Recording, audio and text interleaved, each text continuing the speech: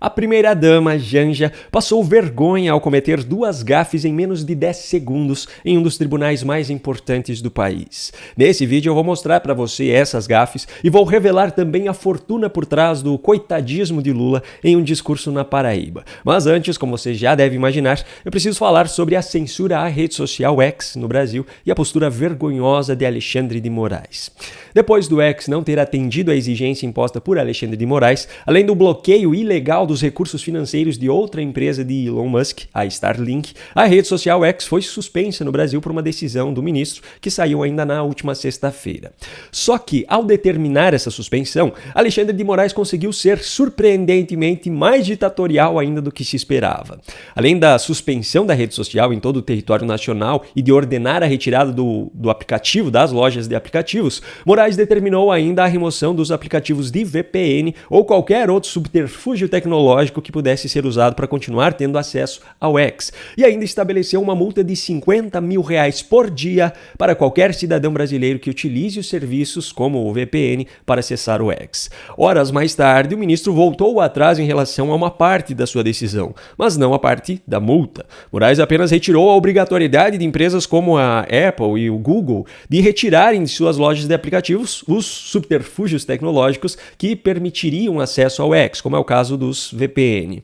Eu vejo esse arrependimento de 2 pontos de vista. Primeiro, não fazia o menor sentido a remoção de qualquer aplicativo de VPN por conta de uma punição que estava sendo aplicada a uma empresa específica. Moraes estava criando um problema completamente desnecessário. Segundo, ao voltar atrás nesse ponto, Moraes se isentou da obrigação de ter que peitar Apple e Google para responsabilizá-los caso usuários conseguissem fazer o download desse tipo de aplicativo para conseguir acessar o X. Mas a multa para o cidadão comum que continuar utilizando a rede social ainda está valendo. Bom, pelo menos teoricamente, porque o próprio STF noticiou a suspensão da rede social X em seu perfil oficial no X. O TSE continua fazendo publicações no seu perfil oficial no X. O PT continua fazendo publicações no seu perfil oficial no X. E até o momento não há notícia de que qualquer um desses tenha sido multado. Há também aqueles que decidiram desafiar publicamente a decisão de Moraes, como é o caso do deputado Marcel Van Hatten, por exemplo. Mas, de acordo com o Poder 360, milhares de brasileiros seguem usando a rede social, alegando que estão fazendo publicações a partir de algum lugar de fora do Brasil. O engraçado é que o próprio Poder 360 anunciou que continuará utilizando o X, só que as publicações serão feitas a partir de Portugal. Algo parecido também foi feito pela Folha de São Paulo, que alegou que os seus correspondentes internacionais farão publicações a partir de agora. Mas tem também aqueles jornalistas que optaram por fazer uso da cara de pau mesmo. A militante da Globo News, Andréa Sadi, que tanto defendeu a decisão de Moraes, dizendo que o X se tornou tóxico, colocou o seu perfil no X no modo privado, para que ninguém perceba que ela continua dando uma espiadinha. E sabe o que é pior? Quem acusou isso foi o PCO, o Partido da Causa Operária.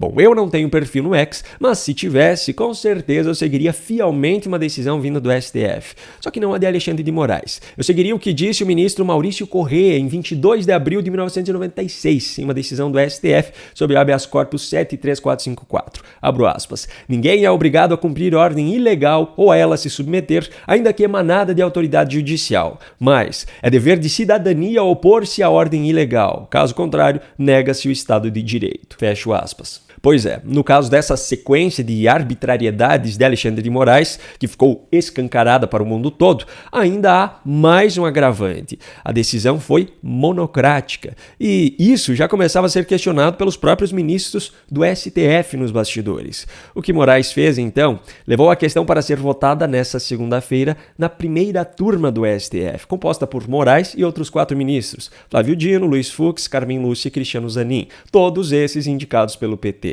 E ainda tem mais um detalhe. Por ser uma votação em sessão virtual, não há as discussões e embates das sessões presenciais. Traduzindo, Moraes levou a decisão monocrática para ser apenas validada em um ambiente controlado. Esse é o Estado de Direito e a democracia tão defendidos por Moraes. Imagina se o Brasil não tivesse alguém como ele para nos salvar. Imagina o perigo que estaríamos correndo. Por falar nisso, eu aproveito para convidar você a fazer parte da nossa comunidade secreta, onde eu diariamente publico conteúdo conteúdo exclusivo, análises com aquilo que não posso dizer no YouTube e no Instagram, notícias importantes sobre o Brasil e o mundo, recortes de vídeos antes de virem para o YouTube, entre outras coisas. Ao fazer a sua assinatura, que é um investimento de R$19,90 por mês, você ainda recebe de bônus o e-book 7 estratégias para vencer debates com militantes de esquerda e também o curso online Fórmula Inteligência Artificial Lucrativa, onde você aprende todos os segredos do ChatGPT. E caso seja do seu interesse, você pode também escolher o plano semestral ou anual, onde você ganha, além de tudo isso, ainda um bom desconto. Para fazer parte, clique no link que eu deixei aqui na descrição desse vídeo. Agora, nós vamos para os próximos assuntos, que dizem respeito ao casal presidencial, começando por Lula. Ao participar de um evento em João Pessoa, na Paraíba, na última sexta-feira, Lula teve a cara de pau de dizer isso aqui. Eu não quero tirar nada de ninguém. Eu não tenho inveja do cara que é rico. O cara que é rico, ele teve qualidade. Ele só tem que ter noção, sabe, que ele é rico porque ele tem gente que trabalha para ele ficar rico. E o que eu quero é que as pessoas que são responsáveis pelas pessoas ficarem ricas tenham o mínimo de participação. Pois é, Lula diz não ter inveja de quem é rico, só que por trás do coitadismo dele nesse discurso, há um patrimônio de mais de 7,4 milhões de reais que foi declarado ao TSE na sua candidatura em 2022, sendo que entre os itens listados nessa declaração estão imóveis como 2 apartamentos de R$19 mil e um terreno de R$2,7 mil. Ou seja, na prática esse patrimônio ainda é bem maior. E ainda tem mais um detalhe muito importante.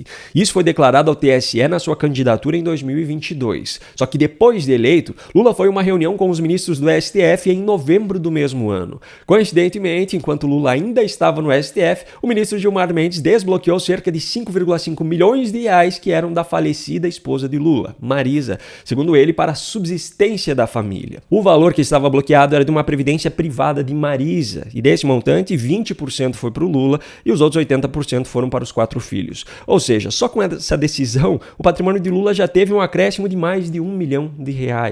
E ele ainda tem a cara de pau de dizer que não inveja os ricos, como se ele fosse pobre. E sobre ele dizer que não quer tirar nada de ninguém, eu poderia dizer que as condenações dele em 13 instâncias pelos crimes de corrupção passiva e lavagem de dinheiro provam o contrário. Mas essas condenações foram anuladas pelo STF, então eu não vou dizer isso. Ou é partir para o próximo assunto, que é a esposa de Lula. Também na última sexta-feira, Janja, a primeira-dama, participou de uma cerimônia de posse de juízes federais no TRF3. Para começo de conversa, ela nem deveria estar ali. É só no governo Lula mesmo que a primeira-dama representa a presidência, tem gabinete no Planalto, toma decisões, mas se nega a dar acesso às informações sobre os seus gastos.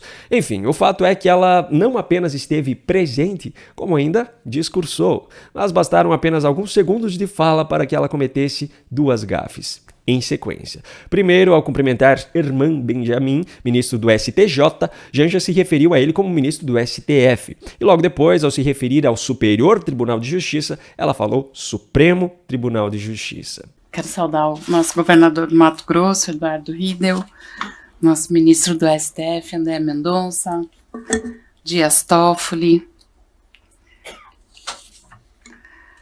meu querido ministro Herman Benjamin, do STF, que infelizmente não pude estar na sua posse, mas desejo uma excelente condução do Supremo Tribunal de Justiça. Bom, pelo menos sabemos que no caso dela foi apenas uma gafe mesmo, ela se confundiu, pois a diferença entre STF e STJ ela conhece muito bem, já que foi graças ao STF que os encontros entre ela e Lula deixaram de ser em Curitiba, se é que você me entende. Um grande abraço e até a próxima.